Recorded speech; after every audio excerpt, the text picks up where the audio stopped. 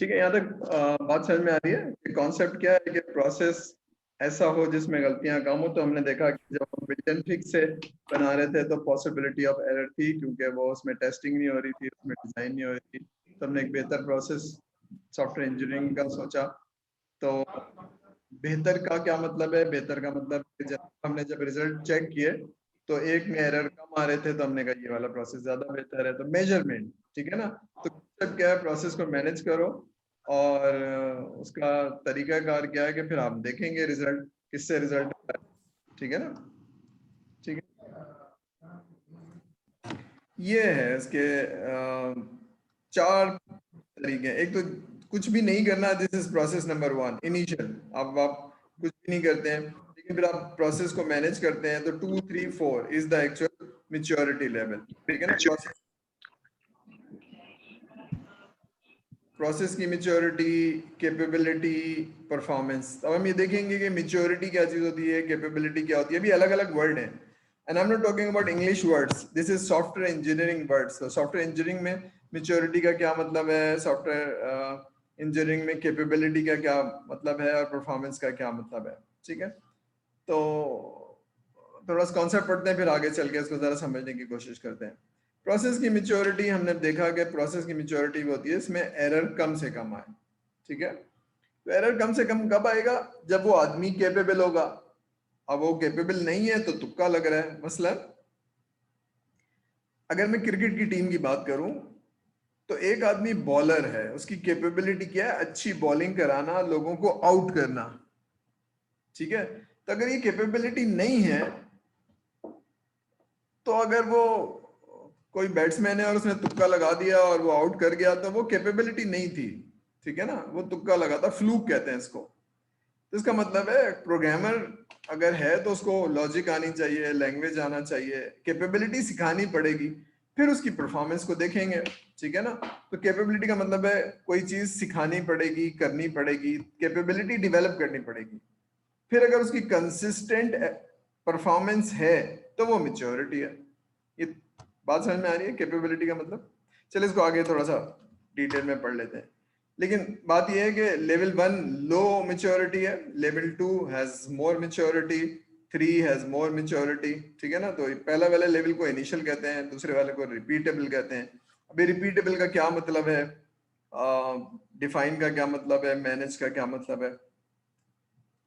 Repeatable का मतलब यह है, बट जाहिर हो रहा है रिपीटेबल। इनिशियल का मतलब है मैं अपने, मेरी एक सॉफ्टवेयर हाउस है और मैं 3 टीम है, तो हर टीम अपने अपने तरीके से काम करती है। प्रोसेस कोई मैनेज नहीं है, ठीक है ना, कोई डिफाइन नहीं है। तो ये एक इनिशियल लेवल है, सब अपने अपने तरीके से काम कर रहे हैं। ठीक है, लेकिन फिर हम कहते हैं कि जो टीम बी है वो अच्छे तरीके से काम कर रही है। क्यों? इसलिए कि उनके रिजल्ट बेहतर होते हैं, कस्टमर सेटिस्फाइड है, एरर कम होते हैं। 3 चीजें हैं, कस्टमर सेटिस्फाइड है, एरर कम होते हैं, और टाइम पे सॉफ्टवेयर डिलीवर हो जाता है कस्टमर को। तो मैं कहता हूँ ये परफॉर्मेंस मेजर का तरीका है। और बाकियों में क्या होता है, कस्टमर सेटिस्फाई भी नहीं होता, टाइम भी ज्यादा लग जाता है, क्योंकि बग आ रहे होते हैं, सही हो रहे होते हैं। तो मैं कहता हूँ भाई ये टीम बी क्या करती है, इनको जरा देखो ये किस तरह से सॉफ्टवेयर बनाती है। वो प्रोसेस अडॉप्ट कर लो सारे लोग। नाउ यूनिफाइड प्रोसेस हो गए। अब ये वाले जो प्रोसेस हैं ये एक मैनेज प्रोसेस है उस सॉफ्टवेयर हाउस का। बात समझ में आ रही है कि ऐसा प्रोसेस जिसकी परफॉर्मेंस अच्छी थी, अच्छी का मतलब है वक्त पे होता था, एरर कम होते थे, कस्टमर सेटिस्फाई होता था, वो वाले प्रोसेस सीख लो और इस तरह से सॉफ्टवेयर बनाओ। ठीक है, तो फिर हम उसको और बेहतर करेंगे, डिफाइन, मैनेज एंड ऑप्टिमाइज करेंगे। हम ये लास्ट इसमें देखेंगे ऑप्टिमाइज कैसे होगी। यहाँ तक समझ में आ रही है मेच्योरिटी और ये सारी चीजें? देखते हैं इसका, पढ़िए कैपेबिलिटी, मेच्योरिटी और इसकी क्या मतलब, व्हाट इज कैपेबिलिटी। पढ़िए क्या समझ में आ रहा है।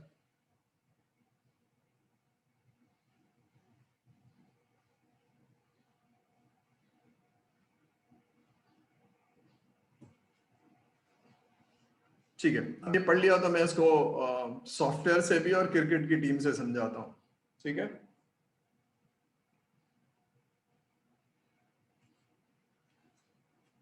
क्रिकेट की टीम में ने बताया कि जनाब प्रिडिक्ट कैसे करेंगे कि ये अच्छा स्कोर करेगा। आप कैसे कहेंगे एक बॉलर है ये अच्छा स्कोर करेगा, सेंचुरी बनाएगा, आप प्रिडिक्ट कर सकते हैं? या आप कहेंगे नहीं सर ये तो तुक्का लग गया तो ठीक है वरना तो ये नहीं बनाएगा? तो anybody who has the capability, अच्छा बैट्समैन है, उसका टैलेंट है, उसमें कैपेबिलिटी है, तो आप कहेंगे कि जनाब इससे एक्सपेक्टेशन है कि ये अच्छा स्कोर करेगा, विकेट पे रुकेगा और बैट बनाएगा। ठीक है, तो कैपेबिलिटी क्या है? उसकी स्किल्स, उसका एक्सपीरियंस, ये उसकी कैपेबिलिटी है। ठीक है, अब जरा सॉफ्टवेयर में आ जाते हैं। अब एक टीम है जो सिस्टम्स लिमिटेड की है, जो सॉफ्टवेयर हाउस है 40 साल पुराना, और उसमें 6000 लोग हैं, very mature team, experience team. वो अगर सॉफ्टवेयर बनाएगी तो क्या आपकी एक्सपेक्टेशन है या प्रेडिक्शन है? अच्छा बनाएगी, खराब बनाएगी? दूसरा, अभी ये 4 बच्चे 5 बच्चे डीएचएस उफा से ग्रेजुएट करके निकले हैं और इन्होंने अपनी टीम बनाई है। कौन सी टीम आपके ख्याल में अच्छा सॉफ्टवेयर बनाएगी? What is your prediction? Most likely outcome किसका बेहतर होगा आपके ख्याल में? तो बताएगा सर को? सुन रहे हैं? आवाज आ रही है आप लोगों को? किसका आउटकम ज्यादा होगा, बेहतर होगा? Software house. सॉफ्टवेयर हाउस का। बात तो सही है आपकी, क्यों? हाँ बात सही है, क्यों? Why? What is capability now? कैसे प्रिडिक्ट किया आपने, कैसे आपने एक्सपेक्ट किया कि जी सॉफ्टवेयर हाउस जो 40 साल पुराना है और जिसमें 6000 लोग हैं, उसकी कैपेबिलिटी ज्यादा बेहतर है हमसे, जो कि हम अभी ग्रेजुएट हुए हैं, फ्रेश हैं, एक्सपीरियंस नहीं है? So what is capability? हाँ, व्हाट इज कैपेबिलिटी? बात समझ में आ रही है? कोई चीज है ना जो उनकी बेहतर है, उनका एक्सपीरियंस बेहतर है, उनकी कैपेबिलिटी बेहतर है। ठीक है,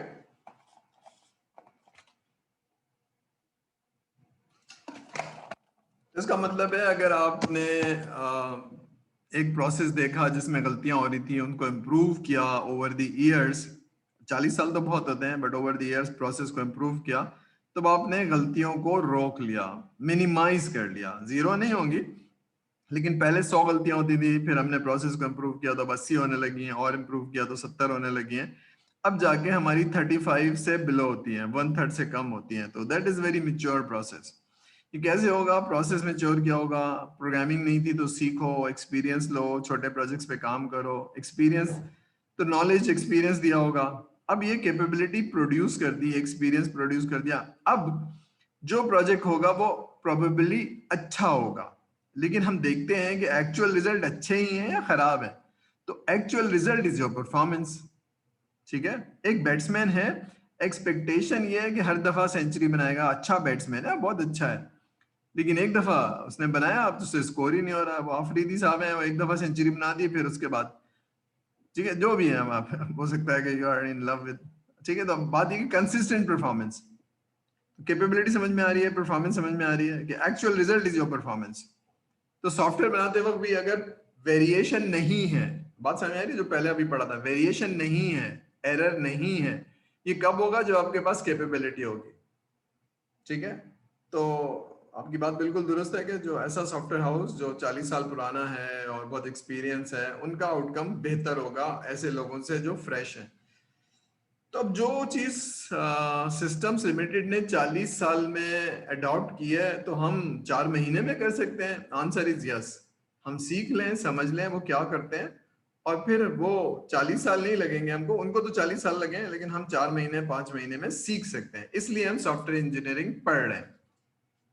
आगे चलें, बात क्लियर हो गई कैपेबिलिटी वाली, परफॉर्मेंस वाली। कैपेबिलिटी है लेकिन परफॉर्मेंस दे रहा है कि नहीं दे रहा, तो एक्चुअल ग्राउंड में पिच में जाके क्या करेगा, दैट इज परफॉर्मेंस। बैट्समैन तो अच्छा था लेकिन उससे परफॉर्मेंस नहीं दी गई, बैट्समैन तो अच्छा था लेकिन, बॉलर तो अच्छा था लेकिन परफॉर्मेंस नहीं दी गई, तो actual result is a performance. Capability इसका टैलेंट है। What is maturity? जरा ये पढ़िए, व्हाट इज मैच्योरिटी? ये अंग्रेजी का वर्ड नहीं है, ये सॉफ्टवेयर इंजीनियरिंग का वर्ड है, ठीक है ना? तो प्रोसेस मैच्योरिटी,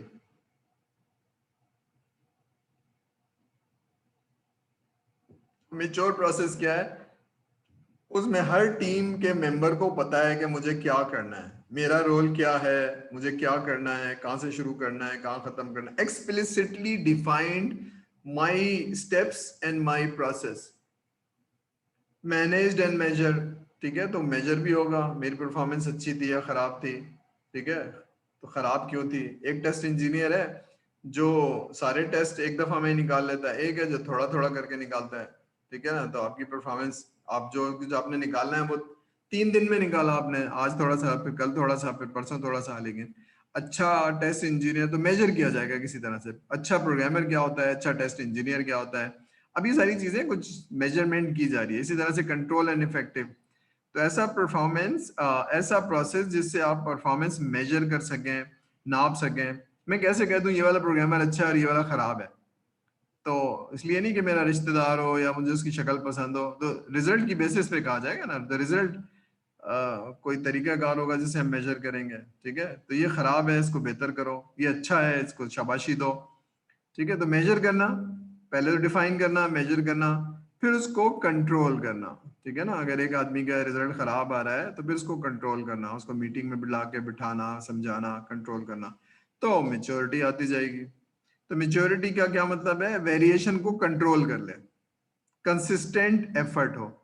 क्या मतलब, एक बैट्समैन है, वो एक दफा सेंचुरी बनाता है, कैपेबिलिटी है, लेकिन उसके बाद 4 मैचों में वो 15 रन पे, 10 रन पे आउट हो जाता है।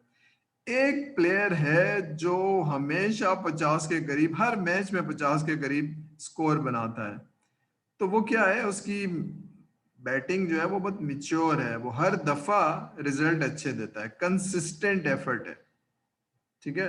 तो हर दफा सॉफ्टवेयर अच्छा बन पाए, ठीक है, तो दैट इज कंसिस्टेंट एफर्ट। तो बात समझ में आ रही है कि हमने वाटरफॉल भी पढ़ लिया, एजाइल भी पढ़ लिया, फलाना भी पढ़ लिया, लेकिन बॉटम लाइन क्या है, बॉटम लाइन ये है कि जो कस्टमर है उसकी रिक्वायरमेंट समझे, उसको सेटिस्फाई करें, और बग्स नहीं आने चाहिए, वेरिएशन नहीं आनी चाहिए ठीक है। यूं समझिए कि मैं एक रेस्टोरेंट में गया हूं और मैं कह रहा हूं कि मुझे ऐसी ऐसी बिरयानी चाहिए, इसमें मिर्चें तेज हो, उसमें ये हो, बिल्कुल वैसी आएगी तो मैं सेटिस्फाई होऊंगा, वैसी नहीं आएगी तो मैं सेटिस्फाई नहीं होऊंगा, ठीक है ना। तो किचन में अगर प्रोसेस मेच्योर है तो वो वैसी बना देगा, अगर प्रोसेस मेच्योर नहीं है तो वो गलती करेगा दोबारा, कि अगर चल कल नेक्स्ट टाइम आएगा तो मैं इंशाल्लाह बनाऊंगा, फिर नेक्स्ट टाइम आएगा तो मैं इंशाल्लाह बनाऊंगा, ठीक है। चलिए इसको यहाँ तक रोक लें, इसको टाइम हो गया है, और क्योंकि थोड़ा सा डिफरेंट टॉपिक है, इसको हम कैसे मिच्योर करेंगे क्या कुछ है, तो बहरहाल कॉन्सेप्ट ये है मेच्योरिटी का, ये हम यहीं तक रुक जाते हैं। तो ये है कि जनाब, Excuse me, sir. जी बोलिए। हाँ सर, काफी बच्चों ने ना क्लास लेट ज्वाइन किए तो उनके अटेंडेंस लगा दें। अटेंडेंस लगा दें, जी ठीक, सर। 2-4 की तो रह गई है कुछ बच्चों की, ठीक है, चलिए 1 मिनट होल्ड कीजिए। ओह, कहाँ गई अटेंडेंस,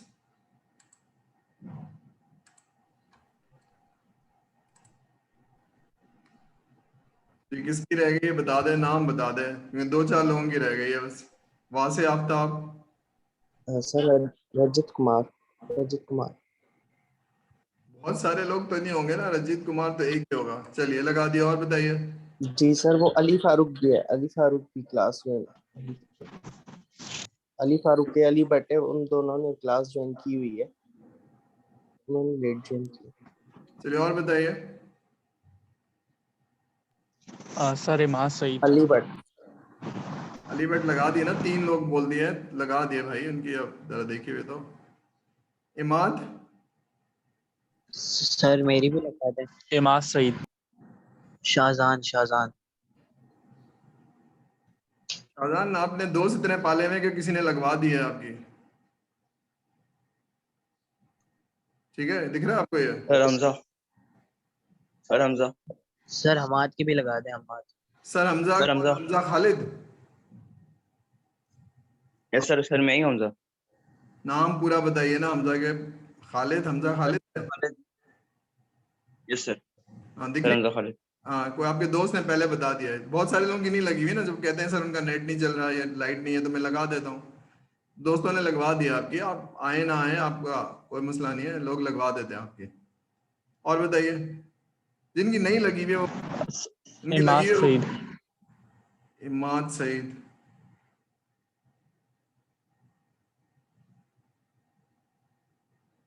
इमाद सईद नीचे कहीं होगा, नंबर याद है आपको? इमाद सईद, इमाद सईद लग गई आपकी। चलिए इमाद सईद, और बताइए। सर हमाद अब्दुल मोइन। हमाद,